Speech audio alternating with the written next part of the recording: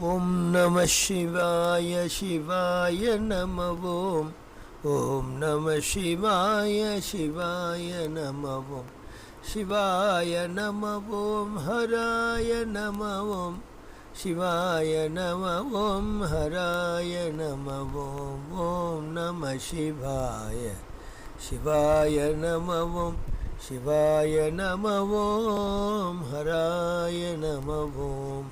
ஹர நம பார்வதி பதையே ஹர ஹர மகாதேவா. தென்னாடுடைய சிவனே போற்றி, எந்நாட்டவர்க்கும் இறைவா போற்றி. வாதவோர் அடிகளார் திருவடிகளே சரணம் அநேக சரணம். தேசுரு மாணிக்கமெனச் சிறந்த திருவாஜகத்திற்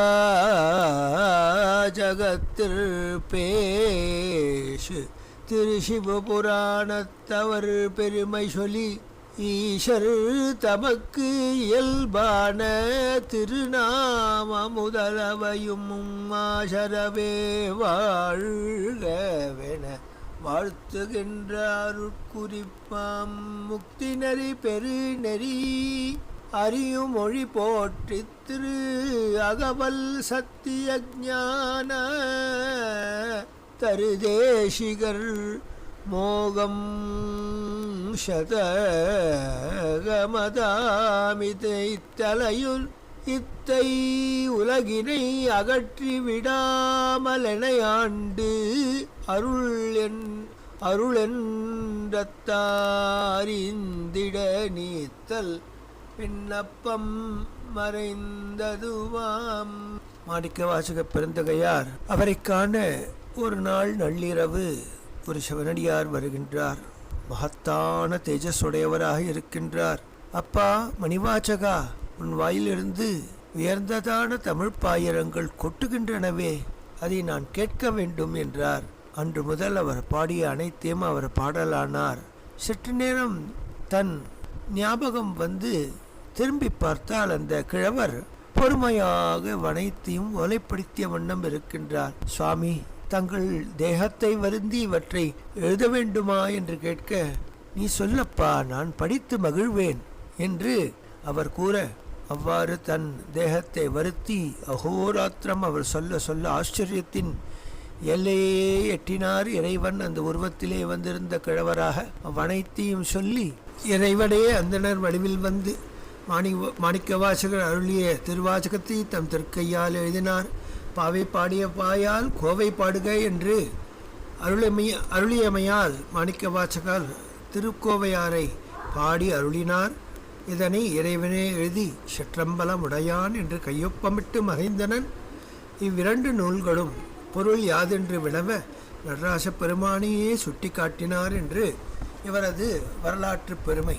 மணிவாசக பெருமனார் கூறிய அமுதை ஓலைப்படுத்தியான் மகிழ்ந்தேன் என்று அம்பலவாணர் என்று கை ஒப்பமிட்டு மறைகின்றார்.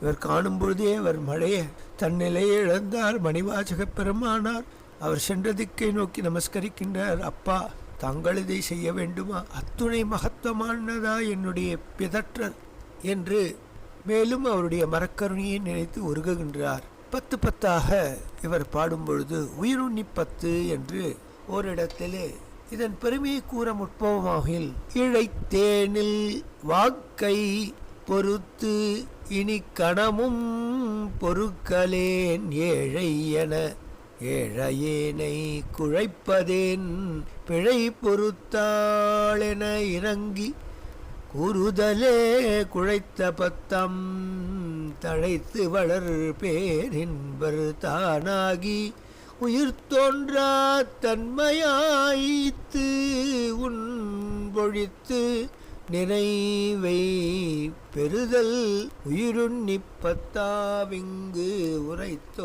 உரைத்தாமே என்று உயிருண்ணி 10 கொண்டாடுகின்றார் பின்வந்த சந்தான குரவர்கள். இவ்விடத்திலே ஒரு இடத்தில் கூறுகின்றார், வேண்டேன் புகழ் வேண்டேன் செல்வம் வேண்டேன் மண்ணும் விண்ணும் வேண்டேன் பிறப்பு இறப்பு சிவம் வேண்டார் தமை நாளும் தீண்டேன் சென்று சேர்ந்தேன் மண்ணு திருப்பெரும் துறையிரை தாழ் பூண்டேன் புறம் போகேன் இனி புறம் போகலொட்டேனே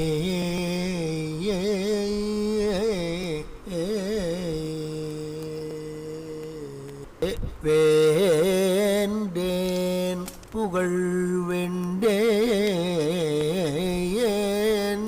செல்வம் வேண்டேன் மண்ணும் வெண்ணும் வேண்டேன் பிறப்பு இறப்பு சிவம் வேண்டார் தமை நாளும் தேண்டேன் வேண்டேன். அப்பா எனக்கு எது வேண்டும் எது வேண்டாம் என்று உயிர்நிப்பத்திலே கூறுகையிலே எது வேண்டாம் எது வேண்டும்? பிறப்பு இறப்பு வேண்டேன். பிறந்து இறந்து பிறந்து இறந்து இந்த பிறவிச் சூழலில் இனிமேல் நான் உழல விரும்பவில்லை அப்பா. அதற்காக எது எல்லாம் தவிர்க்க வேண்டும் என்று கூறுகின்றார். ஆகையால் புகழ் வேண்டேன். நான் ஒரு சிவனடியார் என்பது வெளியில் தெரியாமல் நீ பார்த்துக்கொள். புகழ் என்பது ஒரு மாய வலை, அதிலே நான் ஆட்பட விரும்பவில்லை. செல்வம் வேண்டேன். மனை மாடு பசு ஆடு வீடு நிலம் நீச்சு இவ்வனைத்தும் எனக்கு வேண்டாம் அப்பா. பொருளை விரும்பேன். தங்க நகைகள் என்ன, வெள்ளி பாத்திரங்கள் என்ன, விலை உயர்ந்த வஸ்துக்கள் என்ன, இவை அனைத்தும் விரும்பேன்.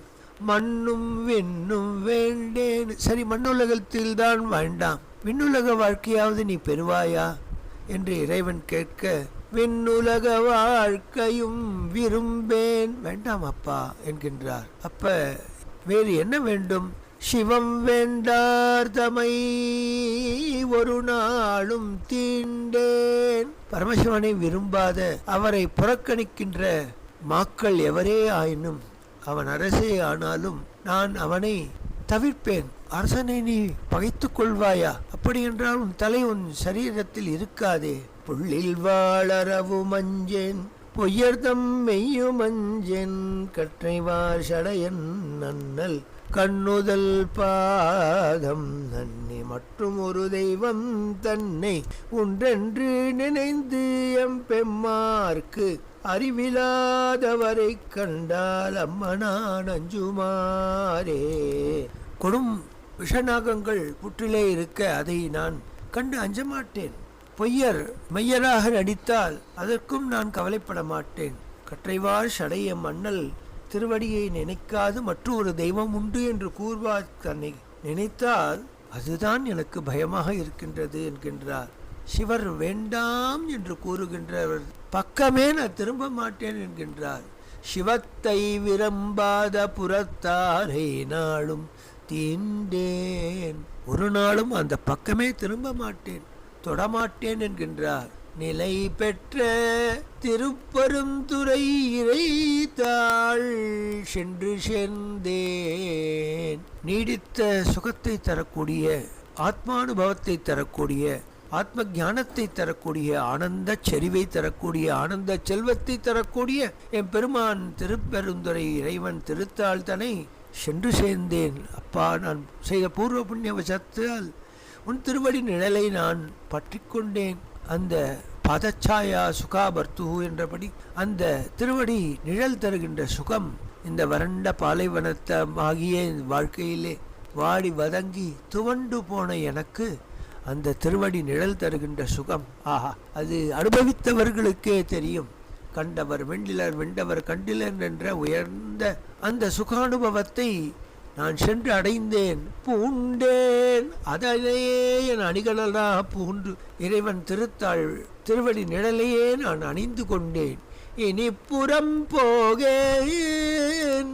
அதனால் அந்த திருவடி நிழல் என்கின்ற எல்லை இருக்கின்றது அல்லவா, அந்த எல்லையை விட்டு எக்காலமும் கனவிலும் மறந்து நீங்கேன். புறம் போகலொட்டே இனி புறம் போகேன், புறம் போகல் ஒட்டேன். என்னை விட்டு அது நீங்குவதற்கும் நான் இசையமாட்டேன். புகழ் வேண்டாம், செல்வம் வேண்டாம், மண்ணும் விண்ணும் வேண்டாம், பிறப்பு இறப்பு என்கின்ற அந்த பிறவிச்சூழலிருந்து விடுபடுவதற்காக சிவம் வேண்டார்தமை நாளும் தீண்டேன், கனவிலும் அவர் பக்கம் திரும்ப மாட்டேன், மண்ணு திருப்பெரும் துறை இறைத்தாள் சென்று சேர்ந்தேன். அந்த இறைவன் திருவடி நிழலிச் சென்று அதிலே சுகமாக அவன் திருவடிச்சாய் தருகின்ற சுகத்திலே நான் என்னை மறந்தேன். இறைதாள் பூண்டேன் புறம் போகேன், என்றைக்கும் அதை விட்டு நகரமாட்டேன், இனி புறம் போகல் ஒட்டேனே. குரு சிஷ்ய பாவத்திலே தாசிய பாவத்திலே பழகுகின்ற உயர்ந்த உத்தமாதிகாரி இங்கு கூறுகின்றார், குருவின் திருவடி நிழல் தருகின்ற சுகம், அந்த ஆனந்த அனுபவம், அது போதிக்கின்ற இன்பத்தேன், ஆனந்த செறிவு, அந்த உயர்ஞான செல்வம் வேறு எங்கு கிட்டும்? அதனால் குருநாதனை மறந்து வாழ்கின்ற மக்கள் நிறைந்த உலகத்திலே திருப்பெருந்துறையானாகி என் குரு குருந்த விருட்சத்தில் இருந்து அம்மரத்தின் அடியிலே இருந்து வா என்று அழைத்து ஞான செல்வத்தை போதித்த திருவடி இலச்சினையின் சிரசிலே பதித்த பெருமான் தந்த இன்பமே நிலையானது, மற்றவை அனைத்தும் அதற்கு முன்னர் ஒரு லவலேசமும் ஈடாகாது. புகழ், பெருமை, செல்வம், இன்பம், முக்தி எது வேண்டாலும் நீ தரலாம் அப்பா, அவற்றை வேண்டேன். இறைவன் திருவடியே அந்நிலையே நிலையான நீடித்த இன்பத்தை சுகானுபவத்தை தருவது. ஆதலால் சேர்ந்தேன் மண்ணு திருப்பெருந்திரைத்தாள், இனி புறம் போகேன் புறம் போகலுட்டேன். நான் இதை விட்டு நீங்கவும் மாட்டேன், நீங்குவதற்கு இசையவும் மாட்டேன். அதனால் பிறப்பு இறப்பாம் எனும் இப்பவக்கடலிலிருந்து நான் விடுபட்டேன். இது விடுபடுவதற்கு எது எல்லாம் தடையாக இருந்ததோ அனைத்தையும் நீக்கிவிட்டேன், கனவிலும் அப்பக்கம் திரும்ப மாட்டேன் என்று சூளுரைக்கின்றார் மணிவாசக பெருந்தகையார். மணிவாசகர் சுவாமியின் பேரன்பு, நிலையான நீடித்த மகா விஸ்வாசம், குருபக்தி, இறை நாமம், அது தருகின்ற சுகானுபவம், அது தருகின்ற ஆனந்த செறிவு, நீடித்த ஞான செல்வம், இதற்கு முன் மற்ற அனைத்தும் தூசு என்கின்றார் மணிவாசக பெருமாள். மணிவாசக பெருந்தகையார் சரணங்களை நாம் சரண் புகுந்தால் இறைவன் இணையடி நிழலை நாம் பற்றலாம்.